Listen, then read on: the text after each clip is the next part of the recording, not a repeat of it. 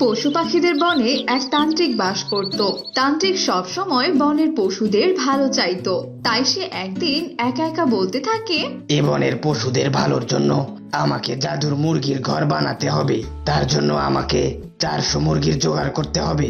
এই বলে তান্ত্রিক বনের সকল বাড়ি থেকে মুরগি কিনতে থাকে আর এক ঘরে জমা করতে থাকে। এভাবে তান্ত্রিক 400 মুরগি জোগাড় করে ফেলে আর তার জাদু শক্তি দিয়ে সব মুরগিকে ছোট করে ফেলে আর সব মুরগিকে একটি ব্যাগে ভরে পুকুর পাড়ে নিয়ে যায়।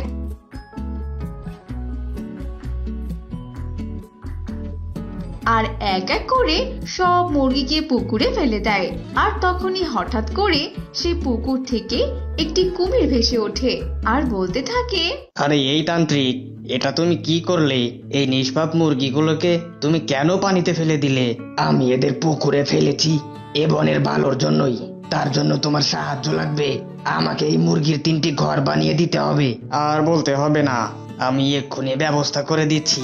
বনের ভালোর জন্য আমি সব করতে রাজি, কারণ আমিও বনের পশুদের খুব ভালোবাসি। এই বলে কুমিরের মুখ দিয়ে একটি গালিচা বের হয় আর তা ভাসতে থাকে। আর সেই গালিচা থেকে অদ্ভুত এক আলোক রশ্মি বের হয় আর সেই আলোক রশ্মি পুকুরের গভীরের সব মুরগিগুলোকে একত্র করে আর পুকুরের উপরে বড় বড় 3টি জাদুই মুরগির ঘর তৈরি হয়। কুমির, তোমাকে অনেক ধন্যবাদ। আমি কিছুদিন পর এসে এই মুরগির ঘর ডাঙ্গায় নিয়ে আসবো। এতদিন তুমি এই মুরগির ঘর তোমার আয়ত্তে রেখো। এবার আমি তাহলে আসি। এসব কথা বলে তান্ত্রিক সেখান থেকে চলে যায়।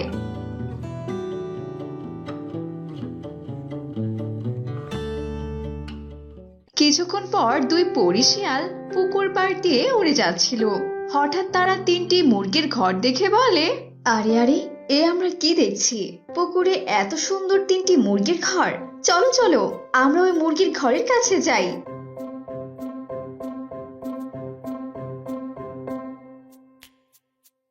আরে আরে, এ কি?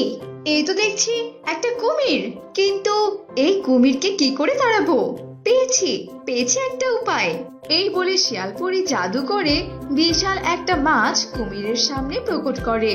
মাছটিকে দেখে কুমির আর লোভ সামলাতে না পেরে মাছটিকে খেয়ে নেয় আর সাথে সাথে কুমিরটি সেখানেই ঘুমিয়ে পড়ে।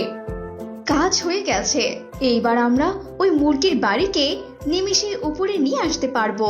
এরপর 2 পরী মিলে বিশাল এক দড়ি এনে মুরগির 3 বাড়িকে টেনে পুকুর থেকে ডাঙায় তুলে আনে।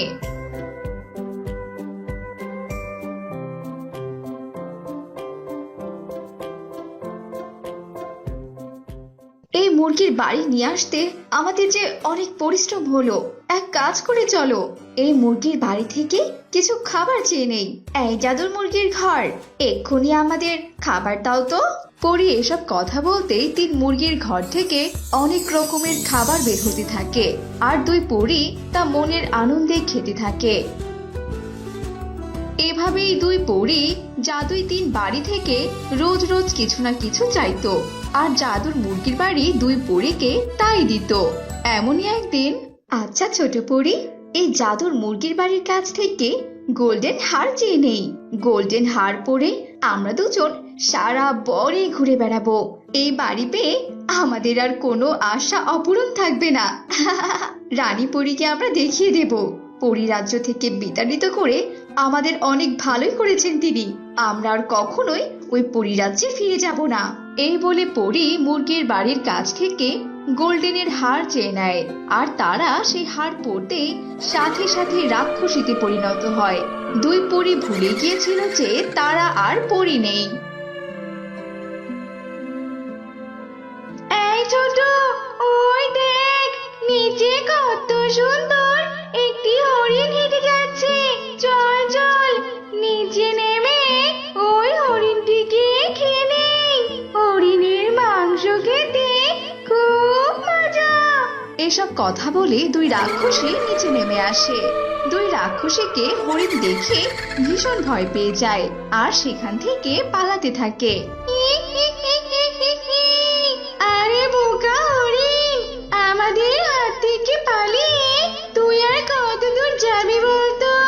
তুই যে আমাদের নজরে পড়ে গিয়েছিস রে।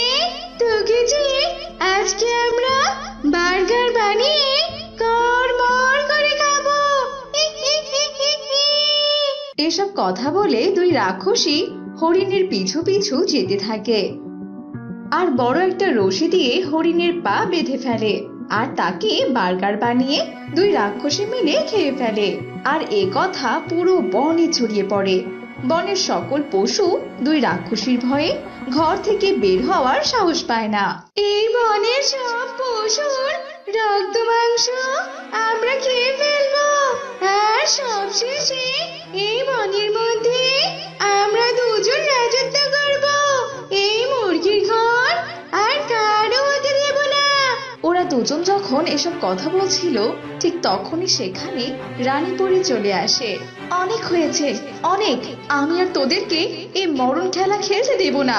তোরা পরিরাজ্য থেকে বিতাড়িত হয়ে এই পৃথিবীতে এসে নিরীহ পশুদের কিনা খাবার বানিয়ে খাচ্ছিস। আমি এক্ষুনি তোদের আগুন দিয়ে পুড়িয়ে মারবো।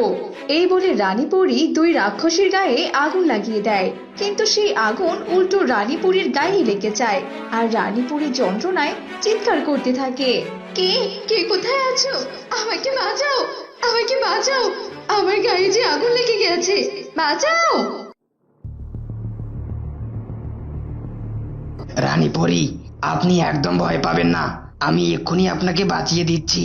এই বলে তান্ত্রিক রানী পরীর গায়ের আগুন তার জাদু শক্তি দ্বারা নিভিয়ে দেয় আর দুই রাক্ষসীকে আগুন দিয়ে ভস্ম করে ফেলে।